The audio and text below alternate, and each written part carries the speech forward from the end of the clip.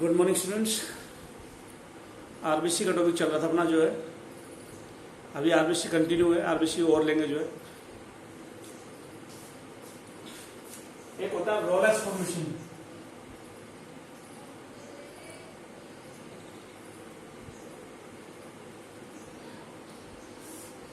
Rolex formation जब blood flow करता है तो आरबीसी चिपक जाते हैं। आरबीसी के चिपकने से जो स्ट्रक्चर बनती है उसको रोलेक्स बोलते हैं। It is form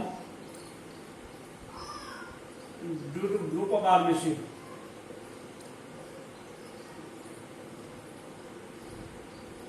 sticking with each other.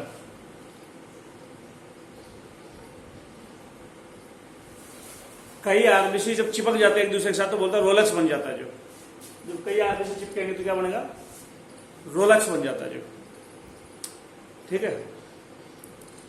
RBC में हीमोग्लोबिन होती है, कहीं ले लो 1% RBC are lost per day. Same amount is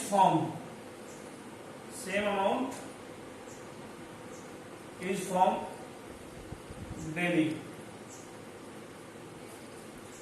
अरे भाई लाइफ स्पैन 120 दिन है। 120 दिन में बहुत ज्यादा आरबीसी होते हैं। 120 दिन के अंदर डेली 1% आरबीसी डेली खत्म हो जाएंगे। तो कभी किसी का नंबर आएगा खत्म होने में, कभी किसी का नंबर आएगा। तो 1% आरबीसी डेली खत्म हो जाते हैं और 1% आरबीसी डेली बन जाता है। इसलिए आरबीसी का नंबर कांस्टेंट रहता है जो। और आरबीसी के अंदर हीमोग्लोबिन की अगर मैं डाटा ले हूं, कितने % हीमोग्लोबिन होते हैं आरबीसी के अंदर? 36% हीमोग्लोबिन इन आरबीसी। 36% हीमोग्लोबिन है आरबीसी के अंदर। इसके अलावा अगर मैं बात करूं, हीमोग्लोबिन 36% है आरबीसी के अंदर। और ड्राई वेट का कितने % है हीमोग्लोबिन? इधर टोटल आरबीसी का 36% है हीमोग्लोबिन। 90% और hemoglobin is 90% of dry weight. पानी निकाल दूं, आरबीसी में से पानी निकाल दूं, फिर देखें तो 90% हीमोग्लोबिन है। ओवरऑल पानी के साथ 36% हीमोग्लोबिन है। ड्राई वेट का 90%, ओवरऑल 36% हीमोग्लोबिन है। आरबीसी के अंदर 60% वाटर है। आरबीसी के अंदर 60% वाटर है और बाकी का पार्ट, सॉलिड पार्ट 40% है।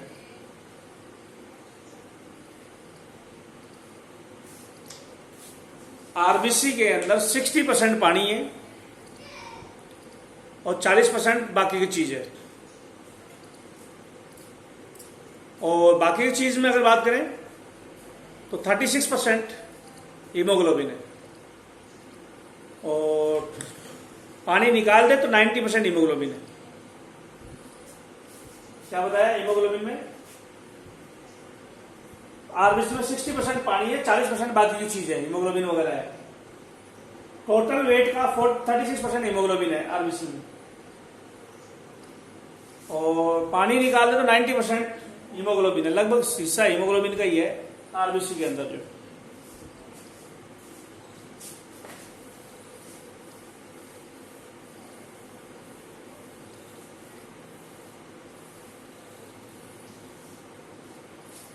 अच्छा, 100 ml ब्लड में कितनी हीमोग्लोबिन होती है? कंटेन 15 ग्राम हीमोग्लोबिन। 100 ml ब्लड में, मैं एनसीईआरटी का डाटा बाद में लूंगा, जो पूरा का पूरा एलन सोल्व करा रहा हूं जो जब ये कंप्लीट हो जाएगा फिर उसके बाद एनसीईआरटी और ट्रूमैन पढ़ूंगा। जो 100 ml ब्लड में कितने ग्राम हीमोग्लोबिन होती है? 15 ग्राम। 1 ग्राम हीमोग्लोबिन ट्रांसपोर्ट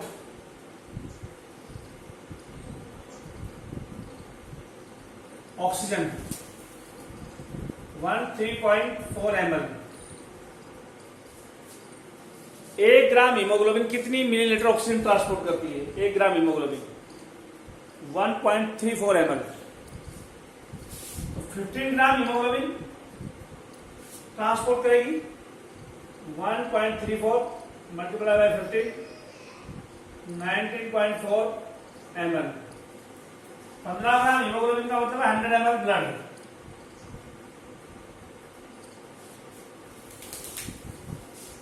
एक ग्राम हीमोग्लोबिन ट्रांसपोर्ट करती है ऑक्सीजन 1.34 ml।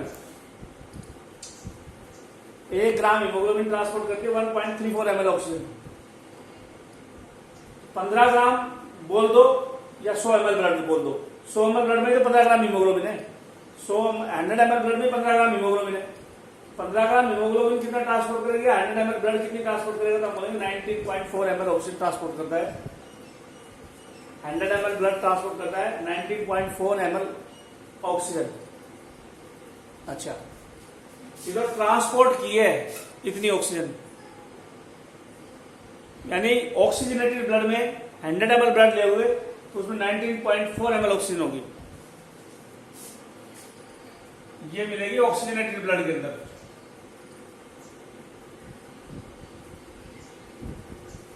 जिसका पार्शियल प्रेशर होता है PO2 होता है 95 mmHg।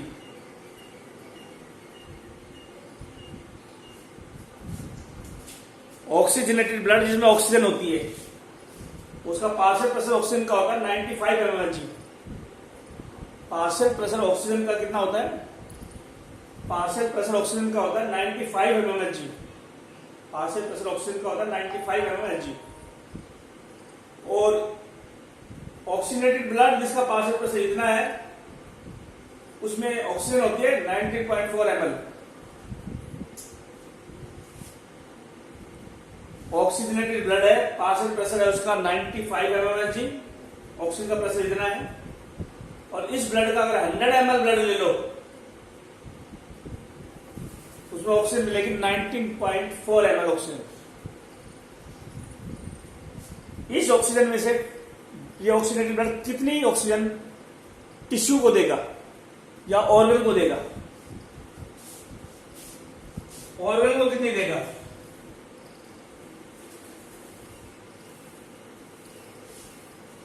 अगर 100 ml ब्लड में 19.4 ml ऑक्सीजन है तो टिश्यू को देगा 5 ml oxygen. Out of 100 ml blood में है 94.5 19.4 कैलकुलेट कर लेना। 1.34 को 15 से मल्टीप्लाई कर लेना 19.4 आ जाएगी। लगभग ले लो 20 के आसपास आ जाएगी। चलो कोई बात नहीं। इतने ml ऑक्सीजन है, 100 ml ब्लड में इतने ml ऑक्सीजन है। In 100 ml blood 100 ml blood में ऑक्सीजन है 19.4 ml।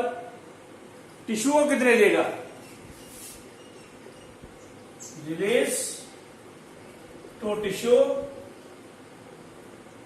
5 ml oxygen. 19.4 ml अगर ऑक्सीजन है तो टिश्यू को देगा 5 ml। अगर टिश्यू को 5 ml देगा तो डीऑक्सीजनेटेड ब्लड में कितनी ऑक्सीजन रहती है?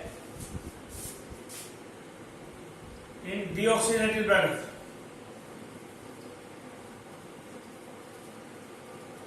100 ml ब्लड कंटेन 5 ml घटा दो 14.4 ml ऑक्सीजन। 100 ml ब्लड में 100 ml ब्लड में ऑक्सीजन थी कितनी 19.4, जिसमें 5 ml दे दी टिश्यू को, ब्लड हो गया ऑक्सीजन देने के बाद डीऑक्सीजनेटेड, और डीऑक्सीजनेटेड ब्लड में कितनी ml ऑक्सीजन बच गई 5 ml माइनस कर दो इसमें से 14.4। ये तो है नॉर्मल कंडीशन में, ये तो है नॉर्मल कंडीशन में। लेकिन जब आदमी एक्सरसाइज करता है, ड्यूरिंग एक्सरसाइज, जब एक्सरसाइज करेगा तो कितनी ऑक्सीजन रिलीज होगी, रिलीज ऑक्सीजन टू टिश्यू वो होगी 15 ml। अगर ब्लड में ऑक्सीजन है 19.4 ml, नॉर्मली कितनी ऑक्सीजन टिश्यू को दी जाएगी 5 ml, नॉर्मली दी जाएगी 5 ml, लेकिन एक्सरसाइज के वक्त 3 गुना ज्यादा ऑक्सीजन दी जाएगी टिश्यू को, 5 ml की बजाय 15 ml दी जाएगी। तो इसका मतलब एक्सरसाइज के बाद ब्लड में कितनी ऑक्सीजन बचेगी, 15 में से माइनस कर दो, 19.4 माइनस कर दो 4.4 ml। Total blood 100 ml blood में ऑक्सीजन 19.4 ml, नॉर्मली टिश्यू को दी जाती है 5 ml, बचती है 15, 14.4 बचती है।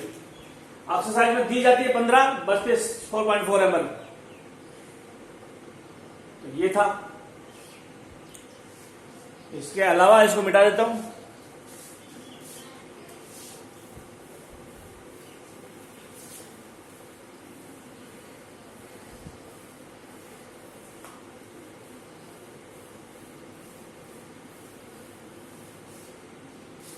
अब दूसरे डाटा पे आते हैं।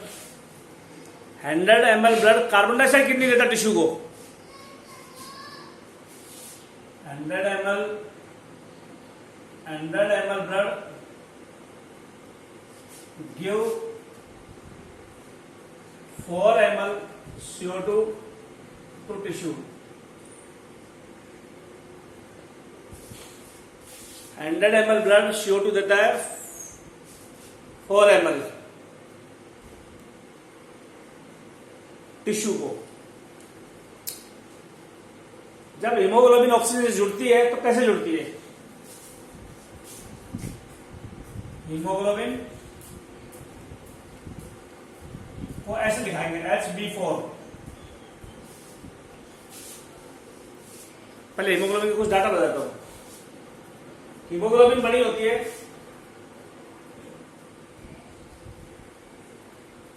हीम प्लस ग्लोबिन,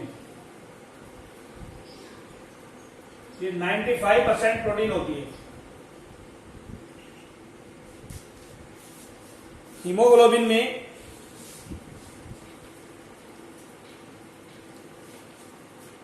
हीमोग्लोबिन में 95% प्रोटीन होती है, ग्लाइसेमिक ग्लोबिन है। हीमोग्लोबिन में 95% प्रोटीन होती है और 5% लिपिड होता है।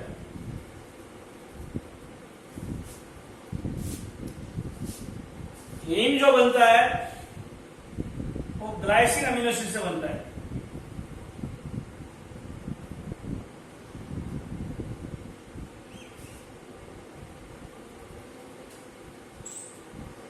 हीमोग्लोबिन में 4 हीम होते हैं, 4 ग्लोबिन होती है। हीमोग्लोबिन में 4 हीम होते हैं, 4 ग्लोबिन होती है। हीमोग्लोबिन में 4 हीम है, 4 ग्लोबिन है। ग्लोबिन में 2 अल्फा ग्लोबिन है, 2 बीटा ग्लोबिन है, 2 गामा भी हो सकते हैं, 2 डेल्टा भी हो सकते हैं, डिपेंड करता है हीमोग्लोबिन किस टाइप की है। मैं नॉर्मल हीमोग्लोबिन की बात कर रहा हूं, हमारी अडल्ट हीमोग्लोबिन की। 2 अल्फा 2 बीटा। अल्फा चेन में 141 अमीनो एसिड है, बीटा चेन में 146 अमीनो एसिड है, मैं बता चुका हूं। टोटल 574 अमीनो एसिड है। हीमोग्लोबिन में 4 हीम है, 4 ग्लोबिन है। ग्लोबिन 95% है, हीम की परसेंटेज 5% है जो लिपिड है, लेकिन ये बनता है ग्लाइसिन अमीनो एसिड से।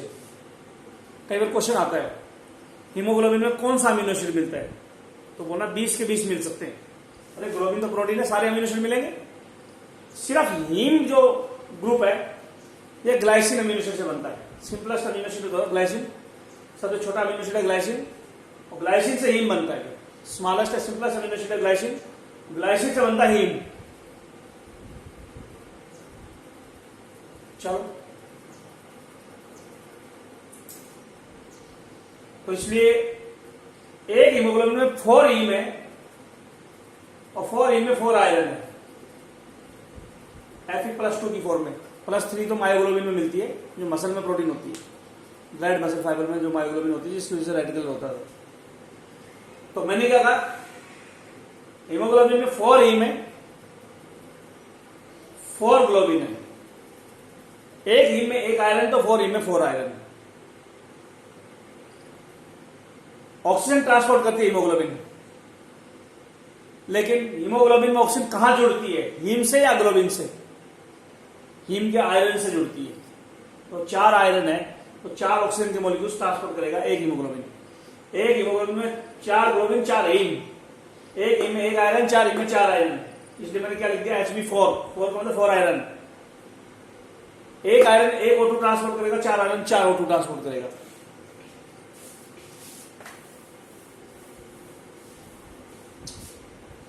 Hb4 4 O2,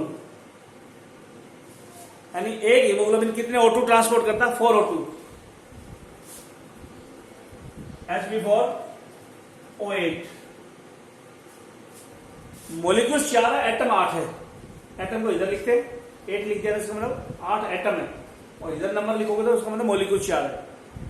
मोलिक्यूल्स 4 है ऑक्सीजन के, एटम 8 है। तो एक हीमोग्लोबिन, 1 हीमोग्लोबिन ट्रांसपोर्ट 4 O2 और 8 ऑक्सीजन एटम। एक हीमोग्लोबिन 4 O2 को ट्रांसपोर्ट करता है या 8 ऑक्सीजन के एटम को ट्रांसपोर्ट करता है, और हीमोग्लोबिन ऑक्सीजन जुड़ने के बाद बनता है oxy haemoglobin. Haemoglobin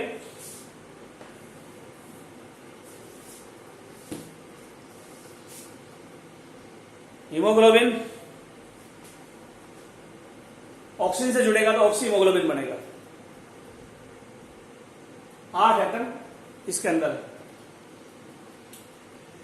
total haemoglobin एक आरबीसी में कितने होते हैं?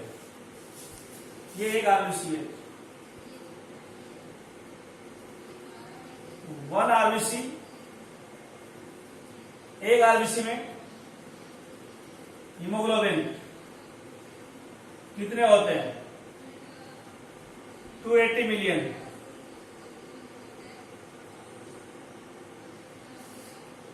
यानी 28 करोड़।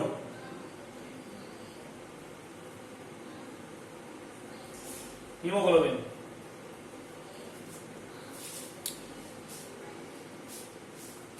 कुछ बुकों में 26 करोड़ भी लिखा है। कुछ कंपटीशन जो कंपटीशन की जो बुक है उसमें, कंपटीशन की बुक नहीं, जो कोचिंग इंस्टीट्यूट वाली बुक है उसमें 26 करोड़ लिख रखा है, 25 करोड़ लिख रखा है। एक आरबीसी में हीमोग्लोबिन होता है 280 मिलियन, 28 करोड़। 1 मिलियन 10 लाख को बोलते हैं। एक आरबीसी में इतने होते हैं। तो मैक्सिमम ऑक्सीजन एक आरबीसी कितनी ट्रांसपोर्ट कर सकता है? तो हम बोलेंगे एक हीमोग्लोबिन 4 O2 ट्रांसपोर्ट करता है, 280 से मिलियन से मल्टीप्लाई कर दो तो 1120 मिलियन हो गए। एक आरबीसी में 280 मिलियन हीमोग्लोबिन है, एक हीमोग्लोबिन 4 O2 ट्रांसपोर्ट करेगा, 280 मिलियन कितने करेगा? 4 से मल्टीप्लाई कर दो, 1120 मिलियन हो जाएगा।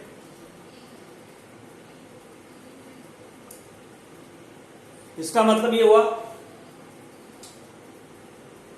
लेकिन 97% जगह हीमोग्लोबिन की भर्ती है, 3% जगह हीमोग्लोबिन आरबीसी में 3% हीमोग्लोबिन ऐसी रहेगी जिनकी जगह भरेगी नहीं, जो है ऑक्सीजन से नहीं जुड़ेगी। जो तो इसमें 1120 मिलियन तो ऑक्सीजन ट्रांसपोर्ट नहीं कर पाएगा आरबीसी, थोड़े कम कर पाएगा।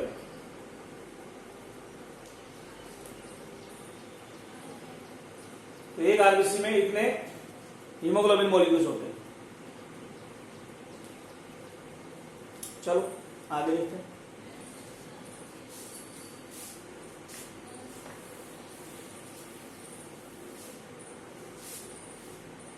हीमोग्लोबिन से कार्बन डाइऑक्साइड जुड़ते तो क्या बनता है? Carb amino haemoglobin.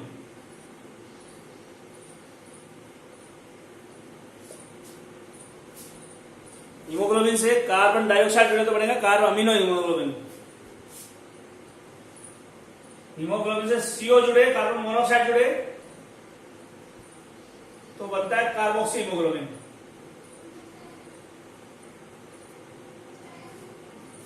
हीमोग्लोबिन से कार्बन मोनोऑक्साइड जुड़े तो बनेगा कार्बोक्सी हीमोग्लोबिन, और कार्बन डाइऑक्साइड जुड़े तो बनेगा कार्बन अमीनो हीमोग्लोबिन। हीमोग्लोबिन से नाइट्रेट जुड़े तो बनता है मीथेमोग्लोबिन।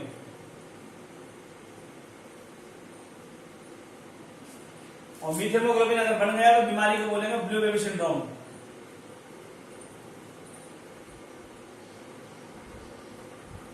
या मीथेमोग्लोबिनेमिया।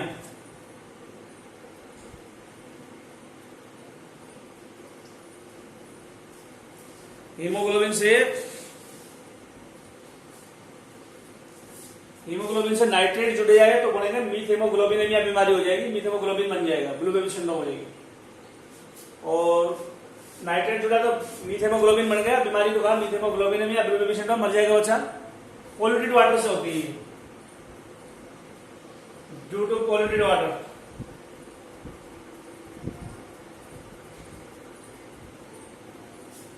पोल्यूटेड वाटर से मीथेमोग्लोबिनेमिया, ब्लू बेबी सिंड्रोम हो जाती है। हीमोग्लोबिन से सीओ जुड़ेगी तो बीमारी होगी सीओ पॉइजनिंग।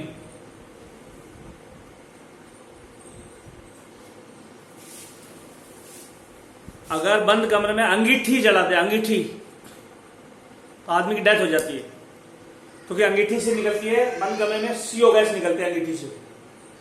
ऑक्सीजन की कमी हो जाएगी, ऑक्सीजन की बजाय इसकी एफिनिटी ज्यादा होती है सीओ की। हीमोग्लोबिन से जुड़ने की एफिनिटी सीओ की ज्यादा होती है ऑक्सीजन की बजाय। तो हीमोग्लोबिन से जुड़नी चाहिए ऑक्सीजन, सीओ जुड़ जाएगी। हीमोग्लोबिन से ऑक्सीजन ट्रांसपोर्ट नहीं होगी तो ये जुड़ गई और डेथ हो जाएगी। अगर अंगीठी या बंद कमरे में अंगीठी जल जाए तो कार्बन मोनोऑक्साइड गैस निकलती है, वो हीमोग्लोबिन से जुड़ जाती है, ऑक्सीजन ट्रांसपोर्ट रुक जाता है और मर जाता है आदमी, और इसको बोलते हैं सीओ पॉइजनिंग। तो ये सारा खेल जो बता रहे हैं आरबीसी का है। आरबीसी से ऑक्सीजन, आरबीसी के अंदर ऑक्सीजन जुड़ रही है, आरबीसी के अंदर कार्बन डाइऑक्साइड जुड़ रही है, आरबीसी के अंदर सीओ जुड़ रही है, आरबीसी के अंदर नाइट्रेट जुड़ रहा है, आरबीसी के अंदर हीमोग्लोबिन है, उसके साथ साथ जुड़ रहे हैं।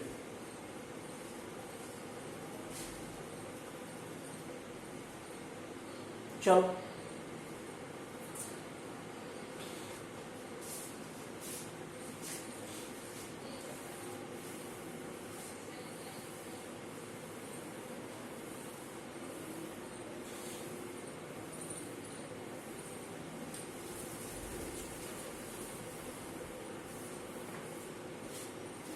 ये तो आरबीसी के अंदर हीमोग्लोबिन से क्या क्या जुड़े थे वो लिया हमने। जो आरबीसी के अंदर ऑर्गेनेली नहीं होती,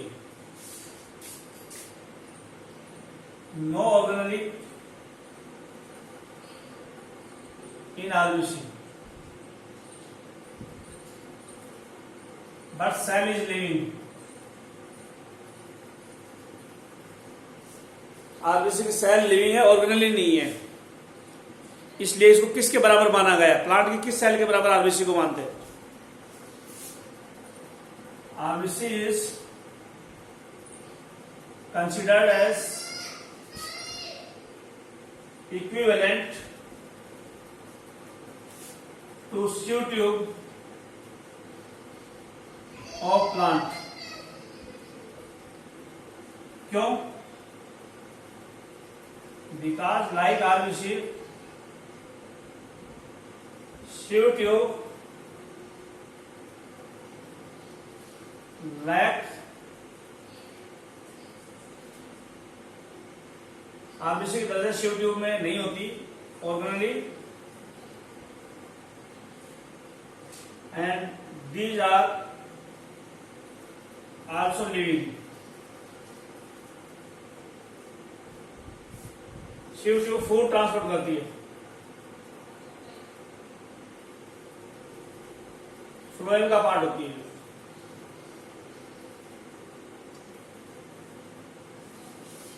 आरबीसी को सीव ट्यूब के बराबर माना गया है। जो प्लांट के सीव ट्यूब एनिमल के आरबीसी बराबर है, क्योंकि दोनों ही लिविंग है, दोनों ही बगैर ऑर्गेनली की है। फ्लोएम में सीव ट्यूब होती है जो फूड ट्रांसपोर्ट करती है। फ्लोएम में सीव ट्यूब फूड ट्रांसपोर्ट करती है। फ्लोएम की सीव ट्यूब जो फूड ट्रांसपोर्ट कर रही है, और आरबीसी एनिमल का बराबर है, दोनों ही लिविंग है, दोनों बगैर ऑर्गेनली के। सर्वाइव कैसे करेगी बगैर रेस्पिरेशन के? माइटोकॉन्ड्रिया तो नहीं है। आरबीसी के अंदर नो माइटोकॉन्ड्रिया, इसलिए RBC show anaerobic respiration.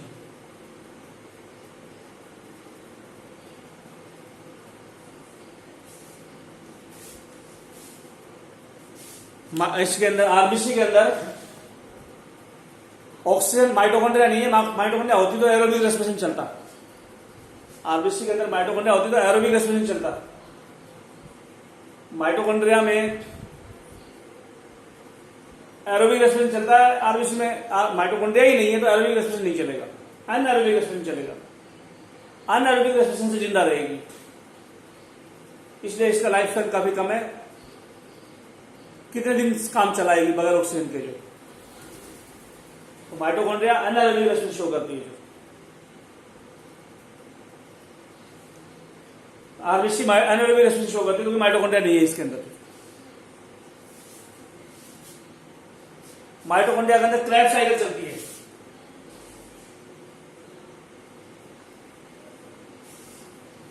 RBC के अंदर माइटोकॉन्ड्रिया नहीं है, इसलिए एरोबिक रेस्पिरेशन नहीं है, अनएरोबिक रेस्पिरेशन है। माइटोकॉन्ड्रिया के अंदर क्रेब साइकिल चलती है एरोबिक रेस्पिरेशन में, वो क्रेब साइकिल नहीं चलेगी आरबीसी के अंदर। क्रेब साइकिल नहीं चलेगी आरबीसी के अंदर।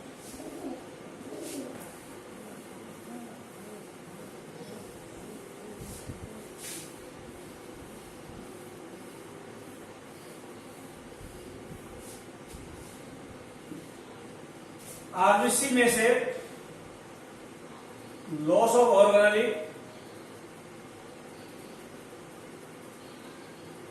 From RBC is called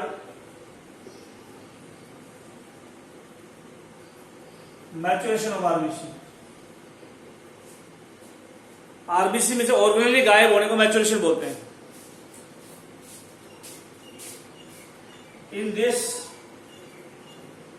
B12, folacin, vitamins are required.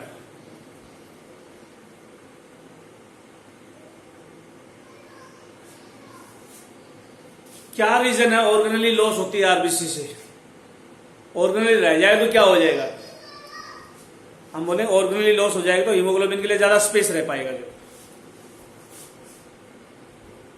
loss of organelle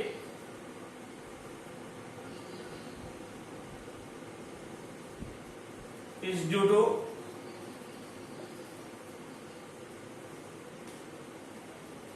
more space will be available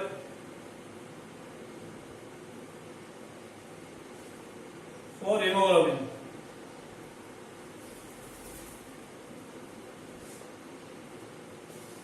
organelle नहीं होगी तो हीमोग्लोबिन के लिए ज्यादा जगह मिल पाएगी, ज्यादा ऑक्सीजन ट्रांसपोर्ट हो पाएगी।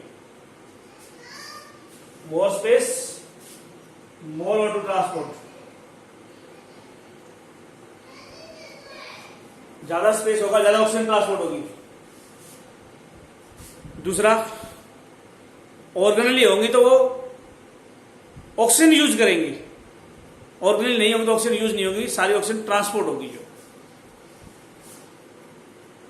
if organelle are present,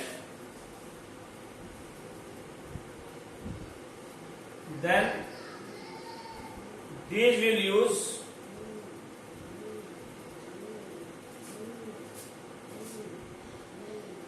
cell oxygen, RBC oxygen.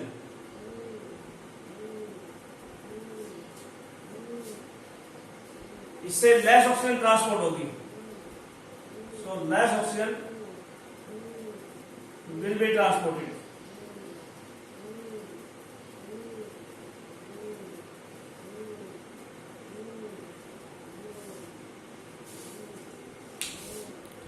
क्या कहा मैंने? आरबीसी में ऑर्गेनली क्यों गायब हुई? अगर ऑर्गेनली होती तो ज्यादा जगह लेती, हीमोग्लोबिन के लिए रहने के लिए जगह नहीं रहती. हीमोग्लोबिन नहीं होगी तो ऑक्सीजन ट्रांसपोर्ट कैसे होगा? दूसरा, ऑर्गेनली होगी तो आरबीसी की ऑक्सीजन वो यूज कर जाएगी, ट्रांसपोर्ट कम होगी. ऑर्गेनली नहीं होगी तो ऑक्सीजन कोई यूज नहीं करेंगे, आराम से सारी ऑक्सीजन ट्रांसपोर्ट होगी. ठीक है, ये रीजन था आरबीसी के मैच्योरेशन का, क्यों आरबीसी में से ऑर्गेनली लॉस हुई है.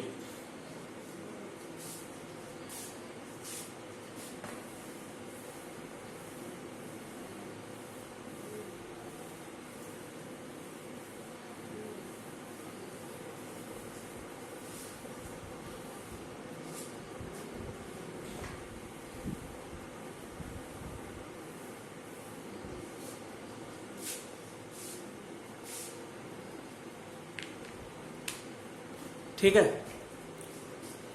अब है आरबीसी बनता कैसे, बोन मैरो में आरबीसी बनते कैसे.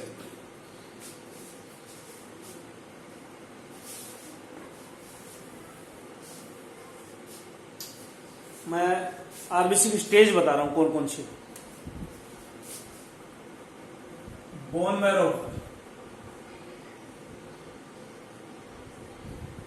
इसमें माइलॉइड टिश्यू होता है और माइलोजिनस टिश्यू.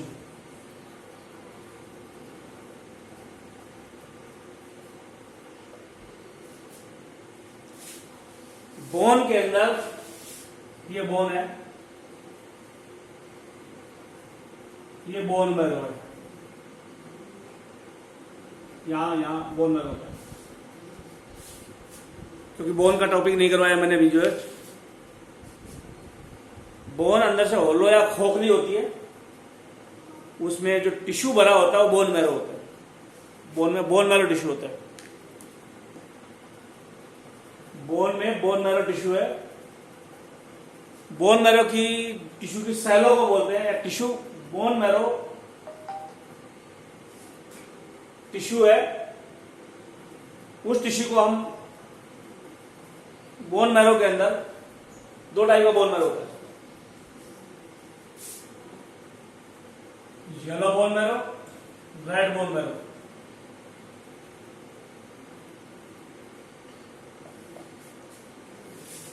बोन में जो टिश्यू भरा हुआ बोन मैरो है. फैट वाला जो बोन मैरो है, जिस बोन मैरो में फैट है वो येलो बोन मैरो है, और जिसमें ब्लड है, आरबीसी बन रहे हैं, वो रेड बोन मैरो है. बोन में येलो बोन मैरो भी है पीले रंग का, और लाल रंग का रेड बोन मैरो भी है. रेड बोन मैरो में ब्लड बनता है. तो बोन मैरो में, रेड बोन मैरो में जो टिश्यू है, रेड बोन मैरो के अंदर जो सेल है, उस जो रेड बोन मैरो का ही दूसरा नाम माइलॉइड या माइलोजिनस टिश्यू है. बोन के अंदर टिश्यू भरा हुआ बोन मैरो जो रेड कलर का है, उसको माइलोजिनस टिश्यू या माइलॉइड सेल बोलते हैं. माइलॉइड टिश्यू या माइलोजिनस टिश्यू बोलते हैं. फिर बोल देता हूं, बोन के अंदर टिश्यू है बोन मैरो, पीले रंग का येलो है, लाल रंग का रेड है. रेड बोन मैरो में इसका दूसरा नाम माइलॉइड या माइलोजिनस टिश्यू है. माइलॉइड या माइलोजिनस टिश्यू की सेलों को क्या बोलते हैं?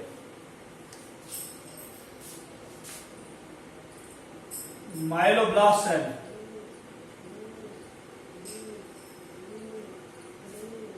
ठीक है, बोन के अंदर सीधा याद रख लो माइलोब्लास्ट सेल होती है. आरबीसी बनाने वाली सेल होती है माइलोब्लास्ट सेल्स. बोन में आरबीसी बनाने वाली सेल होती है माइलोब्लास्ट सेल. बोन में आरबीसी बनाने वाली सेल होती है माइलोब्लास्ट सेल.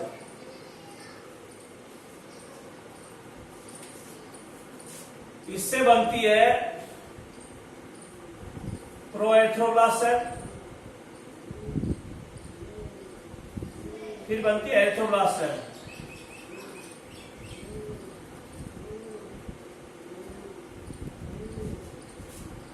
फिर बनती है रेटिकुलोसाइट सेल,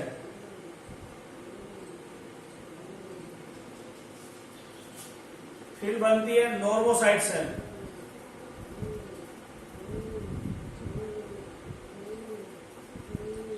और फिर बनती है आरबीसी।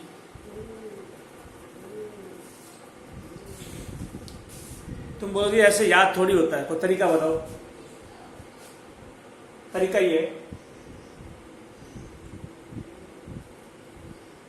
पहला टिश्यू याद रखो, माइलॉइड या माइलोजेनस टिश्यू।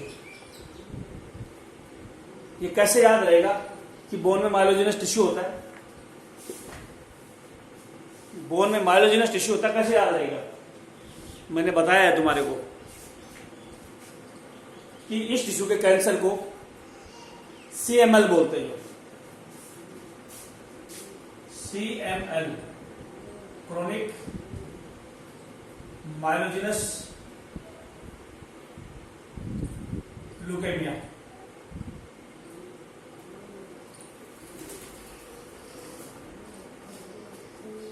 ब्लड कैंसर को ल्यूकेमिया बोलते हैं। माइलोजेनस टिश्यू का कैंसर है इसलिए क्रोनिक माइलोजेनस ल्यूकेमिया। क्रोनिक का मतलब बहुत लंबे समय तक रहता है। ये ब्लड कैंसर को बोलेंगे ल्यूकेमिया। ल्यूकेमिया ब्लड कैंसर है, और माइलोजेनस टिश्यू का इसलिए माइलोजेनस ल्यूकेमिया। क्रोनिक बहुत लंबे समय तक रहता है। ये बीमारी बहुत फेमस बीमारी है, जिसमें मैंने तुम्हारे को पिछले वीडियो में बताया था, 9वें क्रोमोसोम का टुकड़ा 22वें क्रोमोसोम पे चला जाता है। इसमें जो है, इस बीमारी में 9th क्रोमोसोम का टुकड़ा 22वें क्रोमोसोम पे चला जाए तो उसको बोलते हैं क्रोनिक माइलोजेनस ल्यूकेमिया बीमारी हो जाती है। 9 से 22वें के बीच में क्रोमोसोम ट्रांसफर हो रहा है। माइलोजेनस टिश्यू याद रह जाएगा, ये वो टिश्यू है जिससे आरबीसी बनेंगे, और इसके कैंसर को ये बोलेंगे। ठीक है, ये टिश्यू है। सेलों को तो ब्लास्ट बोलते हैं, जो डिवाइड करती है। तो माइलो लगा के ब्लास्ट लगा दिया, ये तो पूरा टिश्यू, इसकी एक सेल जो डिवाइड करेगी उसको माइलोब्लास्ट सेल बोलेंगे। फिर ये 2 सेल याद रखो, प्रोएथ्रोब्लास्ट याद ना रहे चल जाएगा काम। एरिथ्रोब्लास्ट और रेटिकुलोसाइट, इनमें मेन चेंज आता है तो इनको भी याद रखना पड़ेगा। कैसे? एरिथ्रोब्लास्ट सेल के अंदर nucleus present, other organelle present, haemoglobin absent, स्ट्रोमेटिन absent।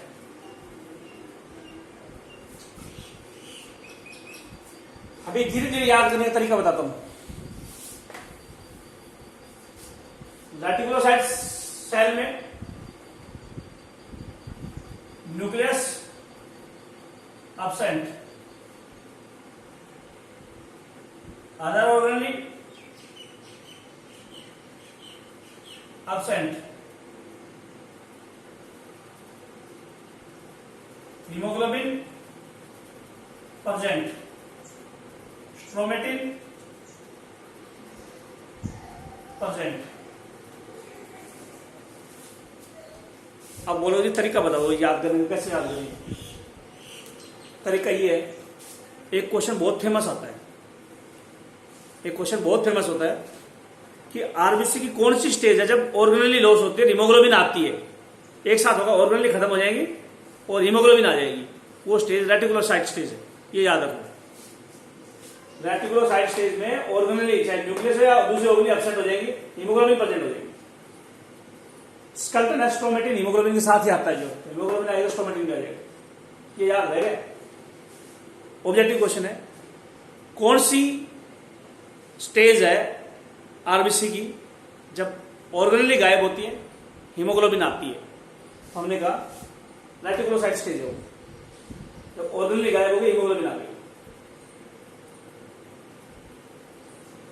जो रेटिकुलोसाइट स्टेज है उसका उल्टा होता है एक्टोब्लास्ट सेल में। इसमें न्यूक्लियस ऑर्गेनली दोनों गायब हुई, इसमें दोनों प्रेजेंट थी।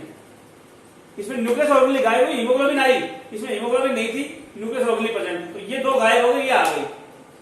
बिल्कुल उल्टा है एथोब्लास्ट में, न्यूक्लियस और ऑर्गेनली दोनों एब्सेंट थी। इसमें न्यूक्लियस ऑर्गेनली यहां एब्सेंट है, दोनों प्रेजेंट थी। यहां हीमोग्लोबिन प्रेजेंट है, यहां एब्सेंट है। तो रेटिकुलोसाइट स्टेज का क्वेश्चन याद रखना, ऑर्गेनली और न्यूक्लियस गायब होते हैं। रेटिकुलोसाइट स्टेज में ऑर्गेनली और न्यूक्लियस गायब होते हैं और हीमोग्लोबिन स्टोमेटिन आती है, ये याद रखना। इसका उल्टा होता है एथोब्लास्ट सेल में। तो बोलो जी नॉर्मोसाइट का क्या मतलब है? नॉर्मोसाइट का मतलब है नॉर्मल सेल साइज। नॉर्मोसाइट का मतलब है नॉर्मल सेल साइज। इनका साइज आरबीसी से डबल है, इन दोनों का double cell size than RBC. RBC से साइज डबल है।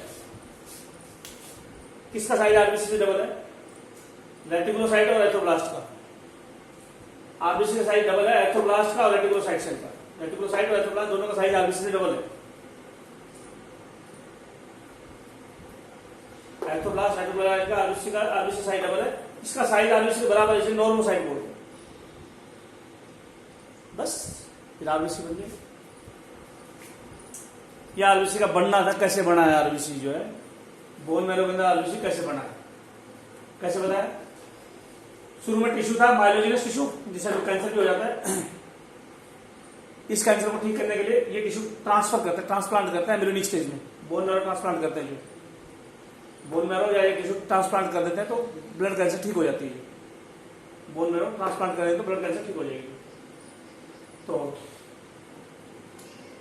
ये शुरू की सेल है जिससे सब कुछ बनेगा। इसको छोड़ दो, बस एथोब्लास्ट याद रख लो और रेटिकुलोसाइट, ये दो सेल याद रखो।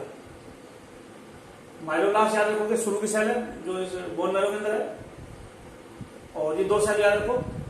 रेटिकुलोसाइट स्टेज में ऑर्गेनली गायब, हीमोग्लोबिन प्रेजेंट, स्टोमेटिन प्रेजेंट।